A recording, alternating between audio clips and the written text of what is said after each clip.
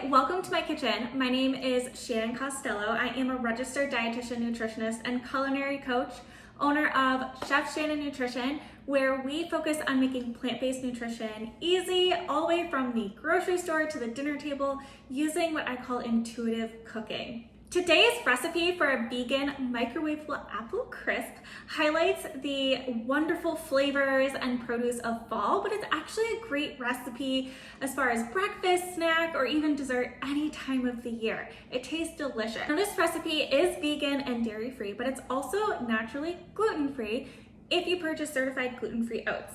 Now, I love providing you with easy ingredient swaps that you can interchange just based on what you already have on hand, or if there's something you prefer over what I've listed. So feel free to change it up and use what you feel fit for this recipe, and I'll try to provide some information about that as we cook.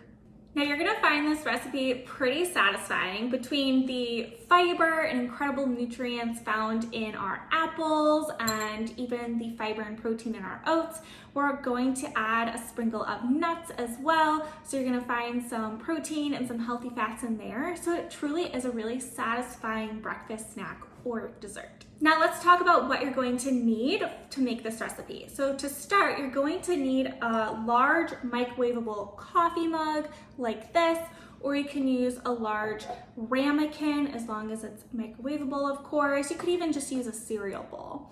You are going to want a cutting board and knife to chop up the apples and your nuts.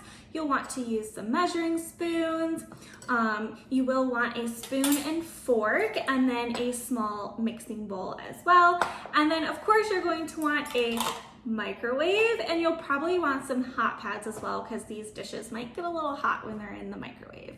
So let's quickly look at our ingredients. For the apple filling part, we're gonna be using one small apple, which we're gonna finely chop up. You can peel it or keep the peel on. I do recommend keeping the skin on, only because it's highly concentrated in the vitamins, minerals, and fiber. You'll also need 2 tablespoons of chopped walnuts or pecans. You could also use slivered almonds, really any nut you have on hand, but I just find walnuts and pecans have the best flavor and texture for this kind of seasonal recipe. We're going to melt 1 teaspoon of coconut oil or vegan butter. This is going to help make the apple filling a little more moist and bring out that nice texture for the apple. And then we'll need 1 tablespoon of maple syrup. This is another ingredient to help soften the apples when they cook and add a little extra sweetness. So nice tip on when you are measuring out an ingredient such as maple syrup, molasses, honey, is to spray your measuring spoon with cooking oil, as you can see kind of in there, and it's gonna coat that. And then when you pour in your maple syrup or honey, it will come right out. You won't have to scrape any excess out of there. There you go. We're also going to add a pinch of iodized salt to help release the moisture in the apples. I like to use iodized since plant-based diets tend to be low in iodine, and cooking with iodized salt is a really easy way to ensure you're meeting those iodine needs. And then you'll also see a pinch of ground ginger and about a half teaspoon of ground cinnamon, also really good flavor option. Now for the crumb topping, we're gonna use 1 tablespoon of coconut oil or vegan butter that's been at room temperature, so it's a little soft for us. We have 1 tablespoon of coconut sugar or just plain brown sugar. We're gonna use 1 tablespoon of flour. This could be oat flour. I'm using coconut flour here. You could just have a general gluten-free all-purpose flour, regular all-purpose, you name it. Even almond flour would be a nice satisfying flour to use.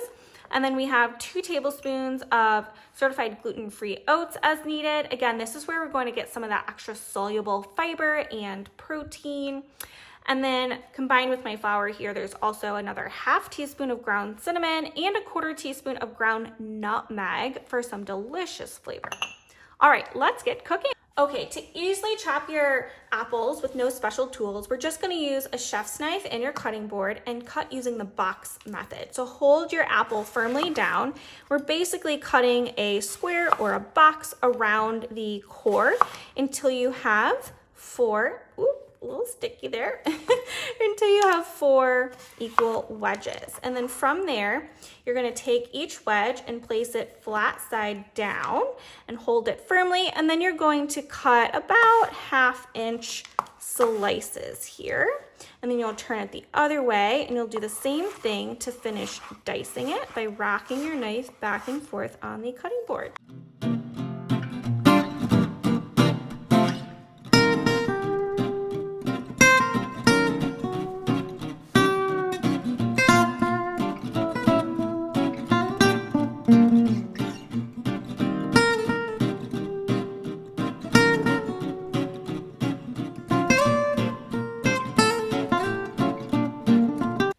Place all your chopped apples and all the apple filling ingredients into your serving mug or ramekin and give it a really good stir so that all the ingredients are well coated in that melted oil or butter and the maple syrup. And then we're gonna pop this in the microwave for about 30 seconds on high to give the apples kind of a head start on softening before we add that delicious crumb topping. Next, we're gonna mix up the crumb topping. So we're gonna add all of these dry ingredients first, the sugar, the oats, the flour, and the seasonings. And you're just gonna mix that up so it's well combined. And if your flour or sugar has any chunks, you can break that up with your fork. And then we'll add the softened coconut oil or butter that you're using. And generally, or I should say typically, when you're baking and you're making a crumb like this, you would use a pastry cutter tool. But because we have such a small quantity of ingredients, a metal fork is totally fine. But we're cutting the oil or butter into the dry ingredients. And so we're making that large clump into smaller crumb-like toppings, or sorry, pieces. So this fork generally works well. And what we're looking for is just smaller pieces of that oil or butter to be coated in the dry ingredients. Okay, so now we're going to add this crumb topping over our apples.